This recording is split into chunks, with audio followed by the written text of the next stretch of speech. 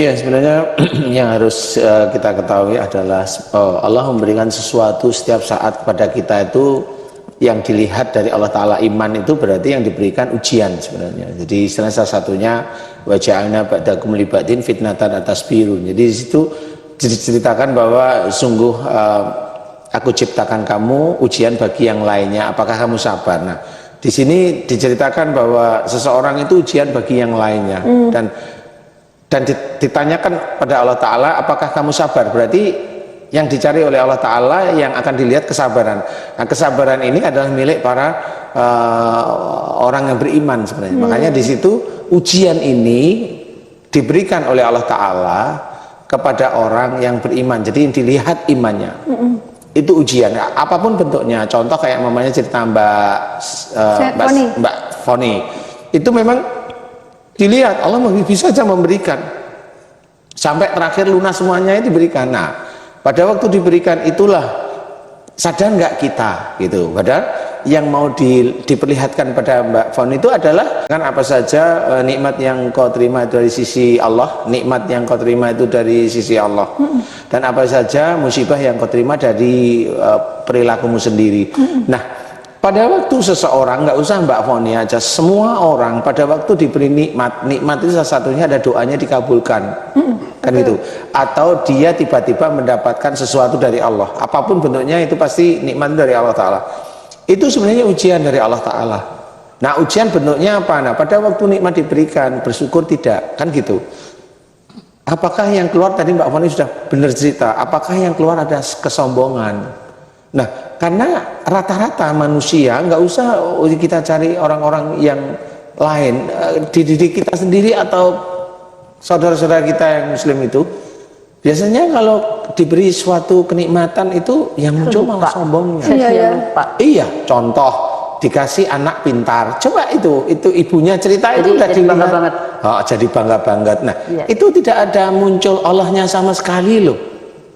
Karena kami dari keturunan berpendidikan, kami dari ini, pasti begitu. Apakah dengan pendidikan itu bisa meyakini bahwa berpendidikan yang dia maksud itu bisa menjadikan masuk surga di kemudian hari? Wallahu alam.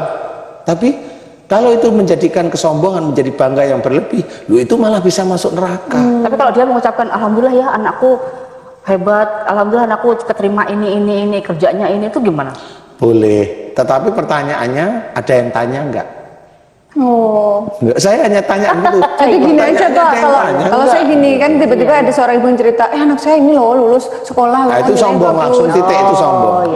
Makanya saya tanya, ada yang tanya enggak? Nah, kalau saya ya gitu Pak, saya bilang, siapa Bu? Anak saya. Terus saya bilang, bukan yang nanya siapa gitu.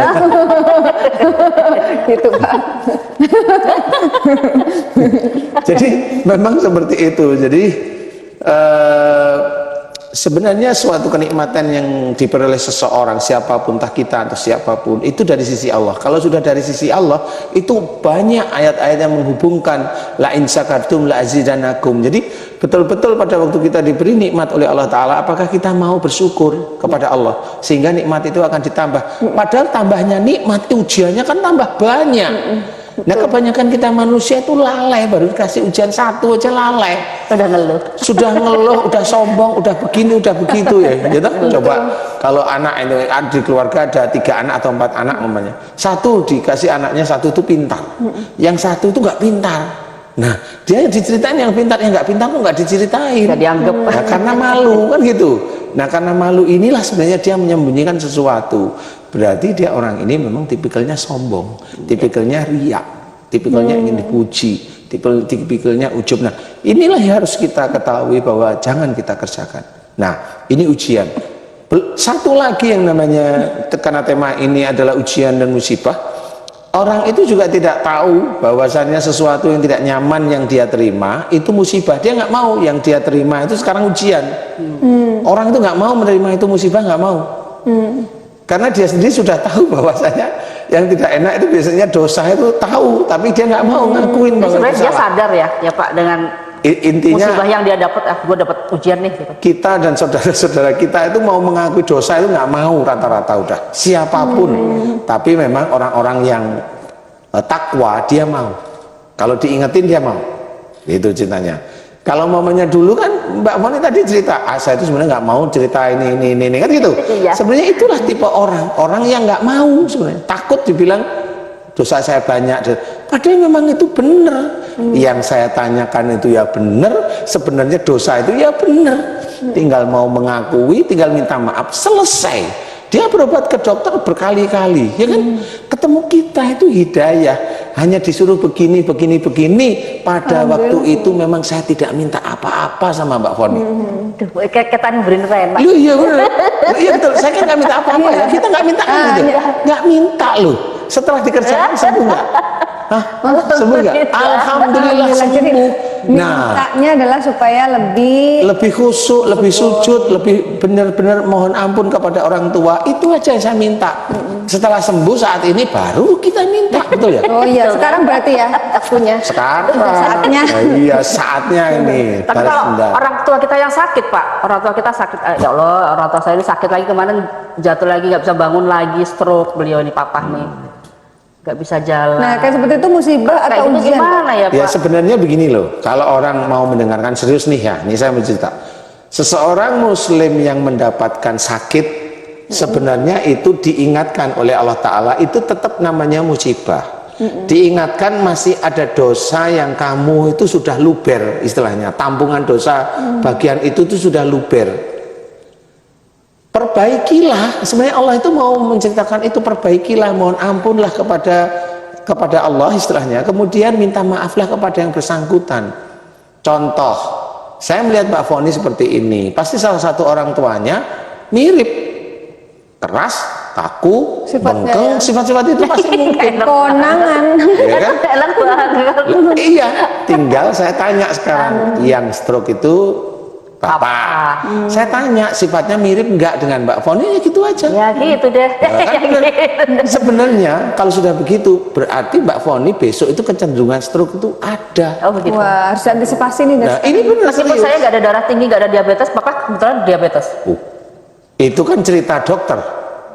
Kalau Mbak Foni itu berobat ke dokter pada waktu punggungnya sakit, itu cerita siapa? Tidak sembuh. Nah, kan gitu, nggak sembuh-sembuh. Ini harus berpikir yang real aja, normal. Kita seorang Islam, kita mencoba agamis. Saya buktikan hanya cuma sekali saya meminta, Mbak, jaluk ngapuro. Itu kan gitu. Selesai itu hilang, mau loh. Nggak minum obat. Iya. Nah kan gitu ya. Nah ini sama. Kalau ibaratnya Mbak Foni seperti ini, begini nih. Sebenarnya saya sudah punya memori. Ciri orang yang stroke itu sebenarnya ini. Nah, tinggal saya balikan, apakah betul bapaknya Mbak Foni itu mirip-mirip lah sifatnya. Mbak Foni bilang, loh iya ya. Nah, kalau iya, berarti insya Allah genetik sifat itu pasti punya. Nah, berarti sekian puluh tahun lagi Mbak Foni itu bisa aja stroke. Walaupun Mbak Foni bilang, saya nggak punya darah tinggi. Emang darah tinggi dari mana? Makan kambing bisa darah tinggi? Enggak. Memang setelah makan kambing setengah jam, 1 jam dites bisa aja darahnya tinggi, tetapi habis itu bisa aja normal sekali. Darah tinggi insya Allah bukan dari makanan awalnya. Darah tinggi itu awalnya dari amarah yang terus menerus dikeluarkan. Tapi saya darah rendah, Pak.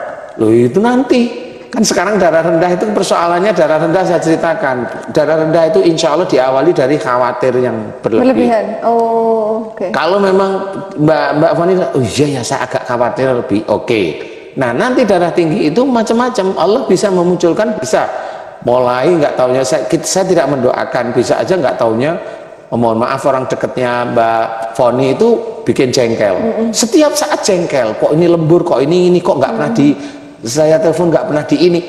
Ya itu yang menjadikan puncak. Di sini sekarang nggak ketemu, besok itu Allahu alam kan gitu. Nah kalau sudah begitu darah tinggi muncul. Nah kata dokter yang bikin stroke itu kan darah tinggi.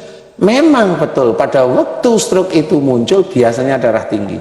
Tapi belum tentu orang darah rendah itu nggak stroke. Belum tentu. Ya udah. Saya suruh lanjutin. Penasaran. Oh iya, silahkan. Kan ini Pak Ustadz. Masih berhubungan yang tadi. Iya. Yang tadi, Pak Ustadz. Silahkan. Saya kan sebagai anak. Oh iya. Ngingetinnya gimana ke papa ya? Papanya sakit karena pasti ada sesuatu. Oh, nggak enak, Pak. Gimana ini? Suruh nonton bengkel akhlak aja. Sudah nonton Gimana? Bengkel Setiap pas ditayangin puter TV-nya kencengin suaranya gitu. Nah itu salah satu cara. Karena memang beliau kan agak-agak sulit dikasih masukan juga kan. Bener nggak sih? Iya. Nah, iya, itu sudah ciri karena udah hafal. Jadi orang-orang punya penyakit ini itu punya ciri sifat. Jadi istilahnya kalau ada penyakit itu menurun genetiknya, kalau saya itu menurun sifatnya aja. Jadi bukan ini, dilihat itu bisa dari tata bahasa, bisa dari gerak-gerik tubuh, bisa dilihat bahwa oh ini sifat dari ini, nanti dia penyakitnya begini, insya Allah bisa dari situ. Nah, cara memberikan nasihat ya memang salah satunya, kalau memang Mbak Poni memang agak susah, ya melihat acara kita. Betul-betul melihat acara kita, biar hati beliau itu terbuka sebenarnya. Karena tidak banyak orang yang tahu bahwa persoalan hidup ini itu sebenarnya bisa diselesaikan menurut secara Islami. Orang itu hanya diselesaikan secara psikologis, secara ini enggak, Islami bisa kok. Masalah rumah tangga bisa. Bagaimana suami saya begini, sudah doa begini, alhamdulillah dikabulkan oleh Allah Ta'ala. Anak saya begini, ya udah doanya begini. Sebenarnya itu Islami. Islami, dan kita malah kalau kita menjalankan seperti itu, itulah ketakwaan. Ya betul. Sebenarnya itu kalau kita mau, saya nggak berpikiran miring tentang teman-teman yang di sebagai seorang psikolog ya, psikiater, atau juga miring terhadap teman-teman yang dokter. Enggak. Ini sama-sama memecahkan masalah. Yang ini Islami, yang sono ini medis. Sudut pandangnya beda. Iya, lihat pandangannya beda gitu. Tapi sudah dibuktikan dan benar, serius, kita alhamdulillah diizinkan oleh Allah Ta'ala menyelesaikan banyak masalah. Termasuk menyelesaikan yang namanya ada santet di tubuhnya yang kemarin itu saya ajari doa aja selesai. Yang panas sudah bertahun-tahun itu. Nah, itu saya ajari, ini loh caranya saya santet, silahkan. Itu langsung hilang. Sampai seperti itu kalau teman-teman dokter nggak bisa. Beda ya? Seorang Metodenya psikolog, beda ya? iya nggak bisa karena nggak ngerti. Dasarnya bukan dari Ilmunya Islam, beda ya? ilmunya beda, ilmunya ilmu Barat, di mana ilmu Barat itu nggak paham masalah itu, tetapi malah bisa aja, wah ini psikis, wah ini, jadi malah lucu semua, dia sendiri ngandalin psikisnya, tapi dia nggak bisa menyelesaikan secara psikis. Nah, ini yang harus kita ketahui bahwasanya musibah itu tetap ada. Selain ujian yang tadi saya ceritakan, musibah itu ada. Nggak perlu malu kita itu mengakui kita mendapatkan musibah. Musibah di salah satunya dijadikan dalam salah satu ayat Allah, wa ma asabakum min musibatin fabima kasabat aydikum. Apa saja musibah yang engkau terima itu disebabkan dari buah tanganmu sendiri. Nah, benar, berarti Allah itu sudah menuliskan bahwa seorang manusia walaupun dia seorang muslim, dia pasti masih banyak melakukan dosa. Jadi Allah memberikan ini loh musibahmu. Sebenarnya musibah itu diberikan itu agar orang muslim tersebut itu faham masih ada salah, masih ada dosa, dan sudah penuh dosa kita. Makanya musibah itu diberikan agar dia kembali ke jalan Allah, agar dia mau tobat.